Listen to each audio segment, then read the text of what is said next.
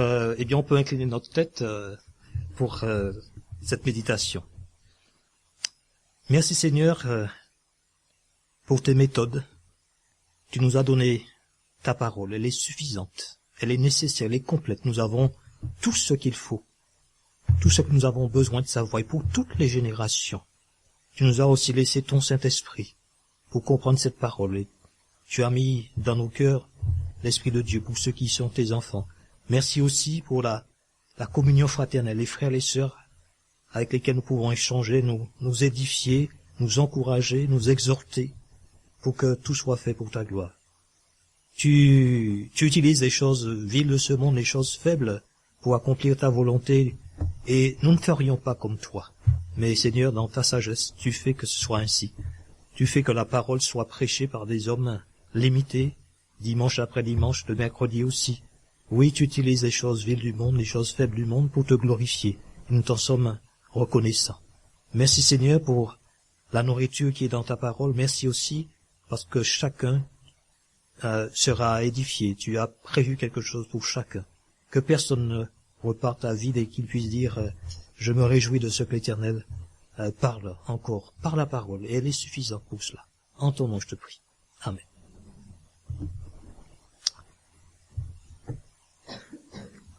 J'aimerais vous parler ce matin de la couronne d'épines qui avait été placée sur la tête de notre Seigneur Jésus-Christ. Chacun de nous, au travers de ces cours d'histoire, au travers de certains films, au travers de peintures, de tableaux qu'on a vus au musée ou ailleurs, a pu se rendre compte combien le couronnement d'un roi ou d'une reine est quelque chose de fastueux, de glorieux, de lumineux, de grandiose. Quel contraste avec le couronnement de Christ. Notre Seigneur n'avait fait que du bien sur la terre. Il avait guéri des malades, délivré des possédés, ramené à la vie certaines personnes. Il avait nourri aussi les foules. La grâce et la miséricorde se manifestaient dans toutes ses actions. Si quelqu'un méritait les honneurs, si quelqu'un méritait qu'on dise du bien de lui, c'était notre Seigneur Jésus-Christ. Et pourtant, on ne lui a pas donné une couronne étincelante comme un roi qui va régner, comme un roi éternel. On lui a donné une couronne d'épines. Il n'a eu droit qu'au mépris des hommes. Le chrétien, lui, prend plaisir à honorer Jésus-Christ son Sauveur. Il est le roi des rois, le Seigneur des seigneurs. Il est l'Éternel, miséricordieux et compatissant, qui s'est manifesté en chair au milieu de nous, qui a marché comme un homme pour pouvoir compatir à toutes nos faiblesses. Il est le Tout-Puissant. Qu'est-ce qui peut motiver, hier, aujourd'hui, demain, un chrétien à honorer son Dieu, à honorer son Sauveur? De multiples raisons, vous êtes d'accord avec moi, peuvent motiver le chrétien à honorer son Sauveur Jésus-Christ.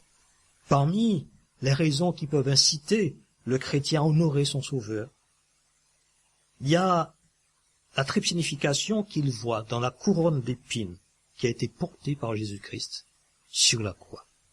Et je vous invite à ouvrir nos Bibles ce matin dans l'évangile de Matthieu au chapitre 27, pour voir la triple signification de cette couronne d'épines portée sur la croix de notre Seigneur et Sauveur Jésus-Christ. Matthieu chapitre 27,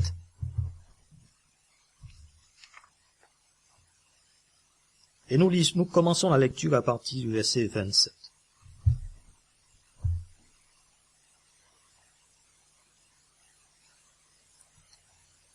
Matthieu chapitre 27, verset 27. Les soldats du gouverneur conduisirent Jésus dans le prétoire, et ils assemblèrent autour de lui toute la cohorte. Ils lui ôtèrent ses vêtements et le couvrirent de manteaux écarlates. Ils tressèrent une couronne d'épines qu'ils posèrent sur sa tête, et ils lui mirent un roseau dans la main droite.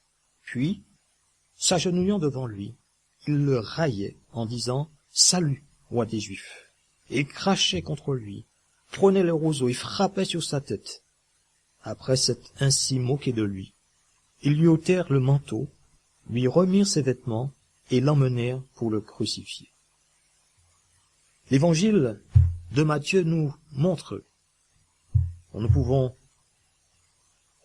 sortir de ce récit, que la couronne d'épines était une couronne tout d'abord de souffrance. C'est la première signification que nous pouvons trouver dans cette couronne d'épines placée sur la tête de Jésus-Christ. C'était une couronne d'épines qui indiquait les souffrances physiques que Jésus allait subir. Imaginez un peu les souffrances qu'a enduré notre Seigneur quand il lui a posé cette couronne d'épines sur la tête et que les épines lui perçaient son front. Vous avez été déjà piqué par une abeille ou une guêpe ou une épine de rose. Imaginez une couronne d'épines sur la tête. La douleur a été certainement augmentée quand les soldats frappaient sa tête avec le roseau et même sur la croix lorsque sa tête ainsi couronnée portait sur le bois. Ces épines sont le résultat, sont une image du péché. Lisons Genèse, chapitre 3. Genèse, chapitre 3, pour voir d'autres épines. Et nous voyons que ces épines sont le résultat du péché.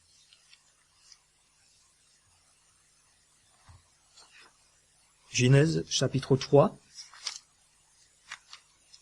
à partir du verset 14. L'Éternel dit au serpent, nous sommes là dans le jardin, après la chute d'Adam et Ève. L'Éternel dit, Dieu dit au serpent, puisque tu as fait cela, tu seras maudit entre tout le bétail et entre tous les animaux des champs. Tu marcheras sur ton ventre et tu mangeras de la poussière tous les jours de ta vie.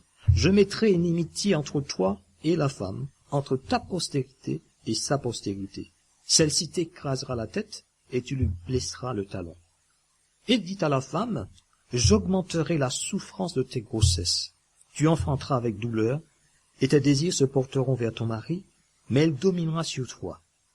Il dit à l'homme, puisque tu as écouté la voix de ta femme, et que tu as mangé de l'arbre au sujet duquel je t'avais donné cet ordre, tu n'en mangeras point, le sol sera maudit à cause de toi. C'est à force de peine que tu en tireras ta nourriture tous les jours de ta vie.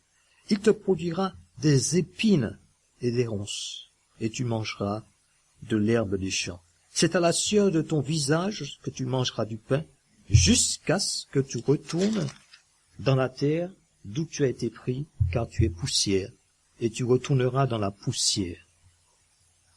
Voilà, ces épines nous parlent de cette malédiction que subit toute la création à cause du péché. Et nous pouvons lire dans 2 Corinthiens, chapitre 5, 21, je vous lis, « Celui qui n'a point connu de péché, il l'a fait devenir péché pour nous, afin que nous devenions en lui justice de Dieu. » Parce que Christ est devenu péché pour nous, il a aussi porté la conséquence du péché, c'est-à-dire la souffrance qui accompagne le péché.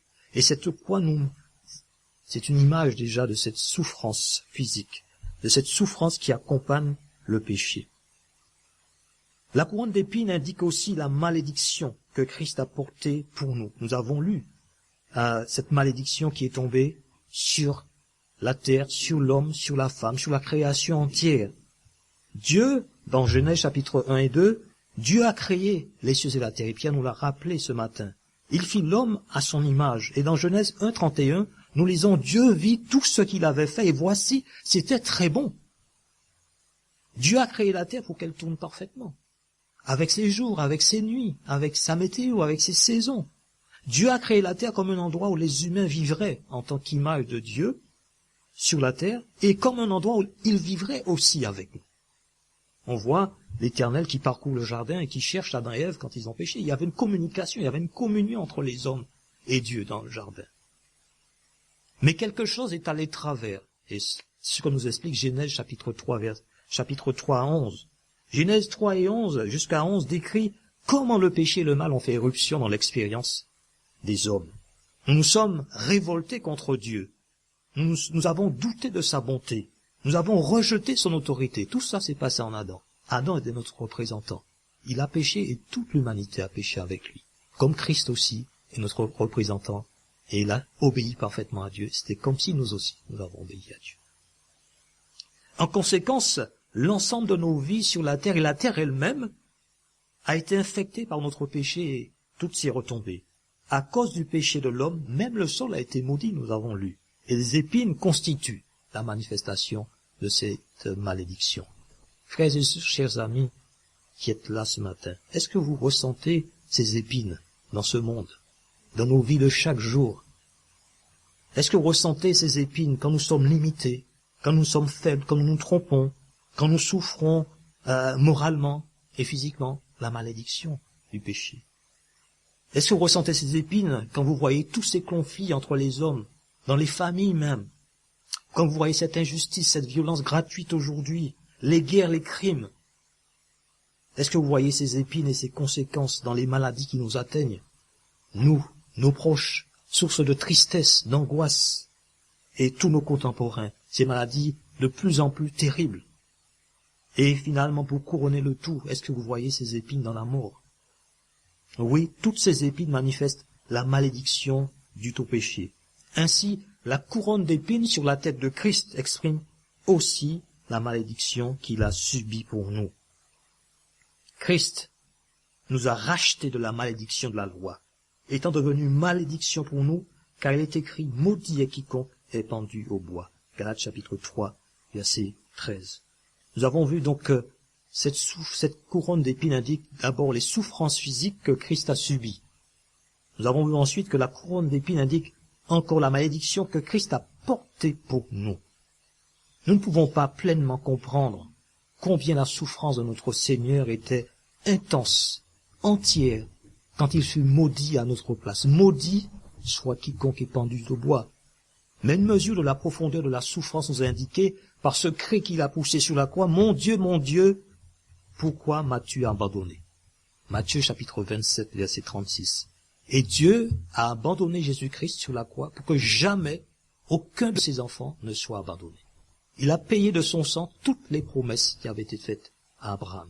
Toutes les promesses de Dieu sont ce oui en lui. Nous pouvons donc honorer notre Seigneur. Tandis que le croyant considère ce que disent les Écritures sur la couronne d'épines, il apprend qu'elle n'était pas seulement une couronne de souffrance, mais elle était aussi une couronne de dérision. C'est la deuxième signification pour nous de la couronne d'épines ce matin. Une couronne de dérision. La couronne d'épines indiquait le mépris. On a vu dans le texte que les soldats l'insultaient, ils s'agenouillaient, ils le méprisaient, ils se moquaient de lui.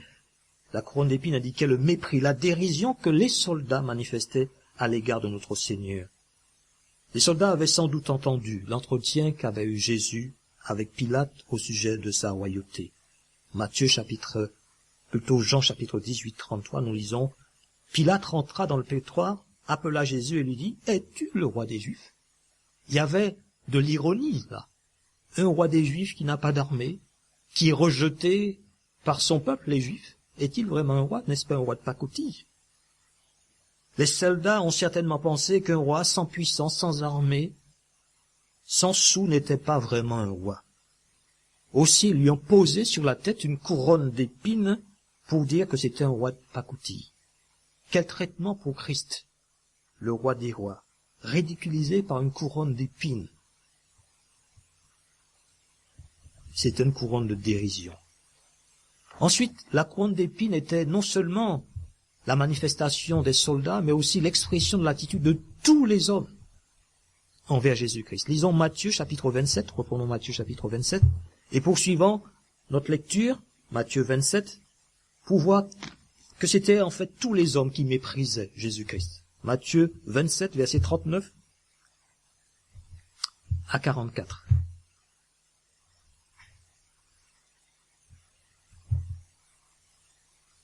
Les passants l'injuriaient et secouaient la tête en disant, toi qui détruis le temple et qui le rebâtis en 3 jours, sauve-toi toi-même. Si tu es le Fils de Dieu, descends de la croix. Les principaux sacrificateurs, avec les scribes et les anciens, se moquaient aussi de lui et disaient, il a sauvé les autres, il ne peut pas se sauver lui-même. S'il est roi d'Israël, qu'il descende de la croix et nous croirons en lui. Il s'est confié en Dieu, que Dieu le délivre maintenant s'il l'aime, car il a dit, je suis fils de Dieu. Dire qu'on était fils de Dieu, c'était se rendre égal à Dieu. Les brigands, même ceux-là qui méritaient la punition, les brigands crucifiés avec lui, l'insultaient de la même manière. Tous les hommes, cette couronne d'épines était un symbole du mépris qu'avaient tous les hommes envers Jésus-Christ. Le prophète Isaïe annonçait ces choses. Tournez votre Bible avec moi dans Isaïe 53.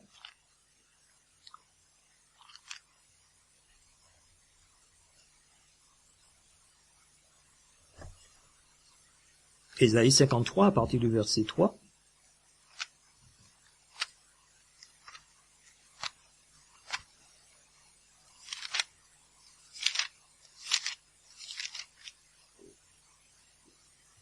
Isaïe 53 à partir du verset 3.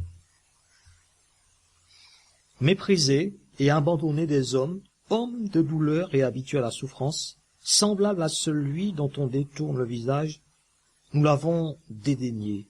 Nous n'avons fait aucun cas de lui. Cependant, ce sont nos souffrances qu'il a portées. C'est de nos douleurs qu'il s'est chargé, et nous l'avons considéré comme puni, frappé de Dieu et humilié. Mais il était blessé pour nos péchés, brisé pour nos iniquités. Le châtiment qui donne la paix est tombé sur lui, et c'est par ses meurtrissures que nous sommes guéris. Nous étions tous errants, comme des brebis. Chacun suivait sa propre voie, et l'Éternel a fait retomber sur lui l'iniquité de nous tous. Il a été maltraité et opprimé, et n'a point ouvert la bouche, semblable à un agneau qu'on mène à la boucherie, à une brebis muette devant ceux qui l'attendent.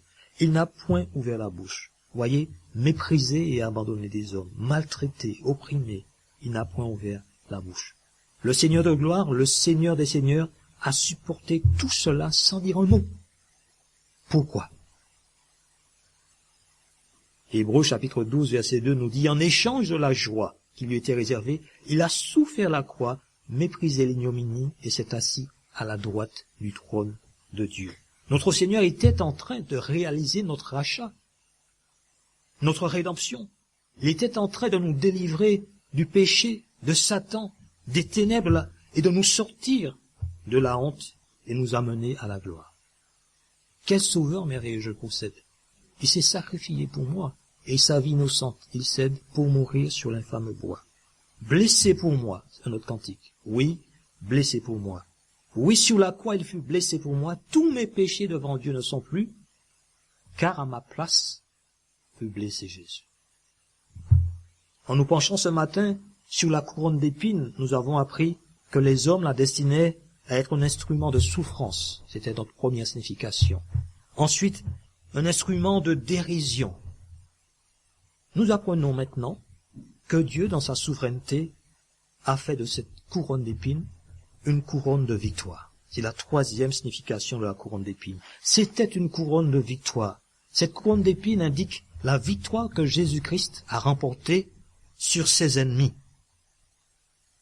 Cette couronne nous renvoie au jeu de l'Antiquité, où les vainqueurs recevaient une couronne. Ça existe aussi aujourd'hui. Les Jeux Olympiques, les vainqueurs reçoivent une couronne, plutôt une médaille. Alors que les soldats destinaient la couronne d'épines à être un symbole de honte publique, ils en ont fait une couronne de victoire pour Jésus-Christ. Sans le savoir, ils accomplissaient la volonté de Dieu. Pilate avait fait placer sur la croix une inscription sur laquelle on pouvait lire « Jésus de Nazareth, roi des Juifs ». Jean chapitre 19, verset 19. Les principaux sacrificateurs ont demandé qu'on modifie l'inscription, mais Pilate a rejeté leur demande en répondant « Ce que j'ai écrit, je l'ai écrit ». Jean chapitre 19, verset 22. Pilate était dans le vrai, car même si les Juifs rejetaient Jésus comme roi, il était vraiment le roi qui dirigeait toutes choses pour l'accomplissement de son propre dessein, pour l'accomplissement de la rédemption des hommes pécheurs. La couronne d'épines était tout à fait appropriée à notre Seigneur et Sauveur, parce qu'alors, à ce moment-là, Satan montrait son plus mauvais côté, mépris, souffrance, humiliation. Christ, de son côté, manifestait toute sa grâce envers des pécheurs. En souffrant sur la croix, il accomplissait mon rachat, votre rachat si vous êtes enfant de Dieu. En mourant pour nous, il nous a donné la vie. Alors qu'il semblait vaincu, il a remporté une victoire éclatante sur ses ennemis. La couronne d'épines indique la victoire que Jésus a remportée sur ses ennemis. La couronne d'épines manifeste aussi la victoire que Christ a remportée pour nous, ses enfants, les croyants, les rachetés par son sang. Prenons Romains chapitre 5,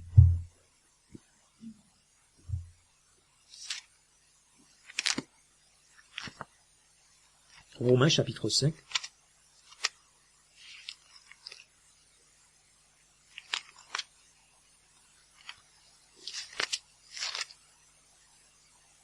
Romains chapitre 5, on peut commencer au verset 1. Étant donc justifiés par la foi, nous avons la paix avec Dieu par notre Seigneur Jésus-Christ, à qui nous devons d'avoir eu par la foi accès à cette grâce dans laquelle nous demeurons fermes, et nous nous glorifions dans l'espérance de la gloire de Dieu. Bien plus, nous glorifions même des afflictions, sachant que l'affliction produit la persévérance, la victoire dans l'épreuve, et cette victoire, l'espérance. Vous savez, nous pouvons être sûrs de ça parce que le Seigneur est passé avant nous par toutes sortes de souffrances pour que nous, lorsque nous y passions, nous trouvions un sacrificateur compatissant et qui nous donnera grâce et miséricorde. Verset 5. Or, l'espérance ne trompe point parce que l'amour de Dieu est répandu dans nos cœurs par le Saint-Esprit qui nous a été donné. Et le verset 6 attire notre attention car lorsque nous étions encore sans force, Christ, au temps marqué, est mort pour des impies. À peine mourrait-on pour un juste, quelqu'un peut-être mourrait pour un homme de bien, mais Dieu prouve son amour envers nous, en ce que lorsque nous étions encore des pécheurs, Christ est mort pour nous. La couronne de Christ manifeste la victoire de Christ pour nous, qu'il a remporté pour nous les croyants. On peut tourner nos pages et aller dans Romains chapitre 8, verset 1. Il n'y a donc maintenant aucune condamnation pour ceux qui sont dans Jésus-Christ. On tourne Romains chapitre 8, 28, pour voir cette victoire que le Christ a remportée pour nous. Nous savons du reste que toute chose concourt au bien de ceux qui aiment Dieu, de ceux qui sont appelés selon son dessein. Et au verset 37, mais dans toutes ces choses, nous sommes plus que vainqueurs par celui qui nous a aimés, car j'ai l'assurance que ni la mort, ni la vie, ni les anges, ni les dominations, ni les choses présentes, ni les choses à venir, ni les puissances, ni la hauteur, ni la profondeur, ni aucune créature ne pourra nous séparer de l'amour de Dieu manifesté en Jésus-Christ, notre Seigneur. Voilà, une couronne de victoire. L'aiguillon de la mort, c'est le péché. Et la puissance du péché, c'est la loi. Mais grâce soit rendue à Dieu qui nous donne la victoire par notre Seigneur Jésus-Christ. Le croyant a donc toutes les raisons d'honorer Jésus-Christ pour avoir porté cette couronne pour ses enfants. Le couronnement de Christ avec la couronne d'épines est la source d'une grande bénédiction, d'un grand réconfort pour les croyants. Frères et sœurs, chaque jour quand vous verrez, vous sentirez ces épines, pensez que le Seigneur a eu sa couronne d'épines et tout ce que ça signifiait pour nous. Qu'il connaît nos épines aussi. C'est à cause du péché que nous subissons ça. Mais qu'il est avec nous et qu'il a vaincu tout ce qui peut nous attrister, tout ce qui peut nous angoisser. Mais il faut que nous placions notre confiance en lui. Et vous savez, un jour, nous porterons aussi des couronnes.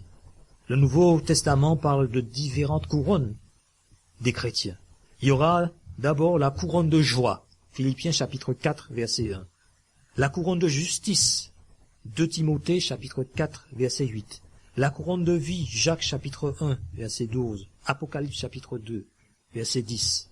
Une couronne incorruptible, comme nous parle 1 Corinthiens chapitre 9, verset 24. 1 Pierre chapitre 5, verset 4. Il y aura aussi la couronne de gloire, 1 Thessaloniciens chapitre 2, verset 19, 1 Pierre 5, chapitre 4.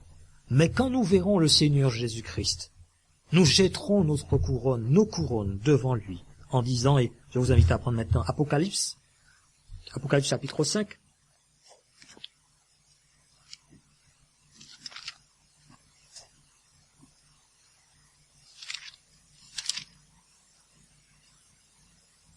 et quand on commence au verset 11, Apocalypse chapitre 5, verset 11, on peut commencer au verset 8 d'ailleurs. Apocalypse chapitre 5, verset 8, quand il eut pris le livre, les 4 êtres vivants, les 24 vieillards se prosternèrent devant l'agneau, tenant chacun une harpe et des coupes d'or remplies des parfums qui sont les prières des saints. Et ils chantaient un cantique nouveau en disant, tu es digne de prendre le livre et d'en ouvrir les sceaux, car tu as été immolé et tu as racheté pour Dieu, par ton sang, des hommes de toute tribu, de toute langue, de tout peuple et de toute nation. Tu as fait d'eux un royaume et des sacrificateurs pour notre Dieu, et ils régneront sur la terre. Je regardai et j'entendis la voix de beaucoup d'anges autour du trône, des êtres vivants et des vieillards, et leur nombre était des myriades de myriades et des milliers de milliers. Ils disaient d'une voix forte, l'agneau qui a été immolé est digne de recevoir la puissance, la richesse, la sagesse, la force, l'honneur, la gloire et la louange. Et tous les créateurs qui sont dans le ciel, sur la terre, sous la terre, sur la mer, et tous ceux qui s'y trouvent, je les entendis qui disaient, à celui qui est assis sur le trône, et à l'agneau soit la louange, l'honneur, la gloire et la force, au siècle des siècles. Et les 4 êtres vivants disaient, Amen. Et les vieillards se prosternèrent et adorèrent. Voilà, nous allons jeter nos couronnes à ses pieds, nous dirons, on peut lire aussi Apocalypse chapitre 4, verset 9, tout à côté, quand les êtres vivants rendent gloire, honneur et action de grâce à celui qui est assis sur le trône, à celui qui vit au siècle des siècles, les 24 vieillards se prosternent devant celui qui est assis sur le trône, ils adorent celui qui vit au siècle des siècles, et ils jettent leur couronne devant le trône en disant, tu es digne, notre Seigneur et notre Dieu, de recevoir la gloire, l'honneur et la puissance, car tu as créé toutes ces choses, et c'est par ta volonté qu'elles existent et qu'elles ont été créées. À cause de tout ce que Christ a fait pour nous, couronnons Christ roi dans nos vies. Glorifions-le, faisons-lui confiance, appuyons-nous sur lui jour après jour, servons-le fidèlement et réjouissons-nous en lui.